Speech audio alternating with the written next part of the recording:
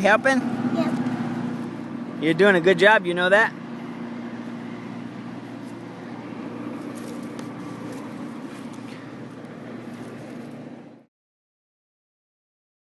So the problem with mammoth sunflowers is they grow so fast that they end up falling over on their side almost 100% of the time. And I just refuse to stake them, but we found another way. So what you've got to do is dig a trench and put your seeds in at the bottom. Sunflowers are one of the few plants that you can pack dirt around the stem as it grows. Now you can put your mammoth sunflowers wherever you want, not just on the side of the house or on the fence. Our mammoth sunflowers are just about to the point where they're about to blow over.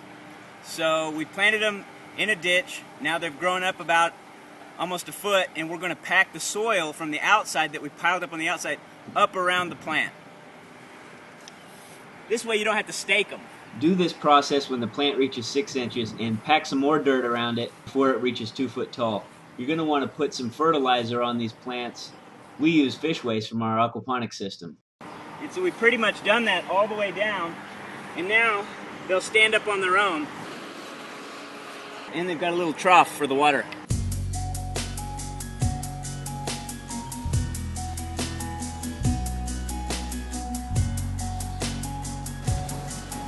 Here we are, it's July 12th, and our sunflowers have reached full maturity. And just through this time of waiting and watching, I feel like I too have reached full maturity. These things are growing right here with our pole beans. And here's one right here. They're ripe too. What we're going to do today is protect these seed heads from the birds. Last year we lost 50% of our harvest just because the birds were one step ahead of us. We're going to show you how to do that. And we've got a special guest today. I'm going to introduce you to her. Today we are here with some really special people. We got Arthi and Voop. They are traveling across America on bicycles. They've started in Boston. They're traveling halfway across. We're here in Kansas City now. And they are doing random acts of kindness everywhere they stop. So this is Arthi and this is Voop. Can you tell me a little bit about what you guys are doing? Yeah, I'd be happy to. So Arthi and I actually met in a class about community organizing at Harvard. And when we were in that class, Arthi told me about her plan of biking across the country and doing these random acts. And it inspired me. I just thought this was a great idea. And I love the idea of just actually experiencing communities by biking through them and really meeting people in a much more interactive way versus just kind of driving through and just seeing things through the window of your car. So the kinds of random acts of kindness we've done have been just ranged all across the map. We've done we helped one guy clean his Harley. Our most interesting one, I think, up to date until now, obviously, of course, has been helping a group called Pick Up America, and we're just on our bikes, trudging through the sun, and we see a big converted school bus driving by, and on the side of it, it said "Pick Up America." So wow. we're interested. We go up and stop the bus, ask them what they're up to. They say, "Oh, we're doing a trash pickup. We're picking up litter coast to coast," and they'd started in Maryland, and now they were also in Indiana. And we asked if we could join them and for the day, and they said sure. So we spent the day with them, just walking down the highway, picking up trash along with them, and we ended up spending 2 days picking up trash with them. Wow. And the third day we ended up being in a parade with them in St. Louis. That is super cool. So you've met some pretty interesting people, huh? Yeah. Definitely. That's and a good I think conversation. We've had amazing conversations, and I think the best learning that we've had is people in this country are really kind and generous, and what we have done has in no way, shape, or form even comes close to what other people have done for us. Wow. So you go to give. And then it's just ridiculous. I mean, we have been given back like leaps and bounds more than we ever could have dreamed of giving. This one woman we met 2 days ago, we came into her town.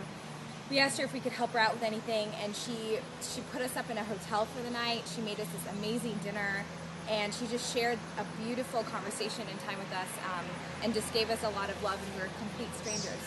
So, you know, it's just been, every single person we met along the way has been incredibly kind and generous towards us, and it's been a fight to find something to give when everyone's been given to us so much. So it's been really inspiring. Mm-hmm. That is incredible. That is too cool. Yeah. So these guys heard about us and stopped by, and we've had a great conversation, a great time, and now they're about to help us help us harvest the sunflowers here, and they've helped us with some green beans and some other things, and now we're going to get to it. Woo! Okay, let's do it. So Candy's been researching this after last year, what happened last year with the birds. Candy, what do we need to do? Well, we can take paper bags. You want to use paper, not plastic, so they don't mold, and put them over the heads, and you allow the sunflowers to finish maturing in the bag, so it keeps the birds from getting at them, and then you're able to get a seed with more meat in it. We could harvest these now, but they'd be mostly shell and not enough meat, so we want them to go a little longer, but we don't want the birds to get it. Yeah, so I've heard that you can cut these down and hang them in your house or on your porch, but you're saying to leave them on the stem. As long as you can, yeah. So we're going to put the bag on there to keep the birds from eating them, and then come out here. When do we come back out here and take the bag off? You want them right as the seeds are starting to actually fall off of the, whatever this is called. They'll get so dry, these little yellow things will fall off first, and then the seeds will start to actually get loose, so then you can just go like this and they fall right off. It was really hard the one year we picked them a little early before the birds got them. We had to pick, and they were really green, and they didn't have a lot of meat, and we still ate them. I had blisters on both of my thumbs. Can you help us? All right, let's get to it.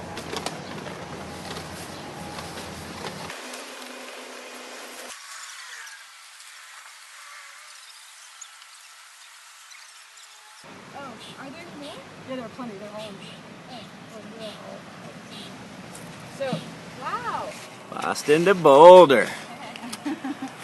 So this is everything right here. Yep. This is it. We have a tent and a sleeping bag and a sleeping pad. These are our sleeping pads. And then a pair of pants, 2 shirts, a pair of bike shorts, our helmet, a cook stove, and a book, and our toothbrush, toothpaste, and soap. That's it. Yeah. That's all you need. That's all you need. Bye, you guys. Bye. Take care. Thank you. Go Urban Farming Guys! When most of these little yellow flowers have fallen off or come off real easy, it's ready to harvest. All right, to harvest these sunflowers, the best way is if you were a trained ninja with a sword. But today we're going to try a little higher level of difficulty. We've got this. Let's take this off here. Ah! Oh, man. What happened? Mom? Now we're going to knock off any of these little flowers if there's any left here.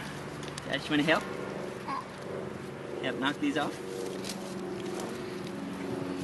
When they're ready, these should come right off of here. We picked them a little bit too early last year, and they were still good, but they were really hard to get off, and we just got blisters on our thumbs by the time we got to about the 15th head here. Titus, you want to help Daddy? Help him with these ones. Help with those. Yep. Oh, good job. So you want to take some of your bigger heads and save the seeds on those. This is just a medium-sized head. We're going to roast these up, soak them in some salt water, and season them up. Titus, you helping Daddy? Yep. All right. Here's a separate batch we're going to save. We didn't cook these. We're just laying them out to dry. We're going to put them in a dry place for a couple weeks and then put them in a paper bag till we're ready to plant them. Okay, so what you want to do is soak them in salt water. You want to use, for every 2 quarts of water, use anywhere from 1/4 to 1/2 cup of salt. We kind of split the difference.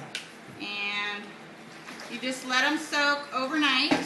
Or if you want to do them faster, you can actually do them at a low boil for a couple hours on the stove, and that'll get the salt in the shells. So let them soak overnight, and then in the morning you can drain them and let them dry. Just spread them out on a towel or something, let them dry, and then you want to put them in the oven to roast them. Can you add some of your own flavors? Yes, we add the flavor beforehand, or you can roast them and add the flavor and a little bit of butter after. Awesome. Alright, so I'm going to spread them out on a cookie sheet. Put just a little bit of oil. We'll use some seasoning salt, some sea salt, So all depends how salty or flavor, whatever flavor you like. This is garlic powder. And you just kind of let the oil get a little bit on all of them and stick them in the oven. We do low temperature, like 300, for a while, and just keep checking them every 20 minutes, half hour, and see how they're doing. And when they seem pretty dried out and crisp, then take them out. We'll let you know how long these took. Then you pull them out of the oven when no one's looking. You got a tasty snack. You know they're done when they're nice and dry and you can hear them. Cook these for about an hour at 300. You want them to pop when you crack through them. That's good.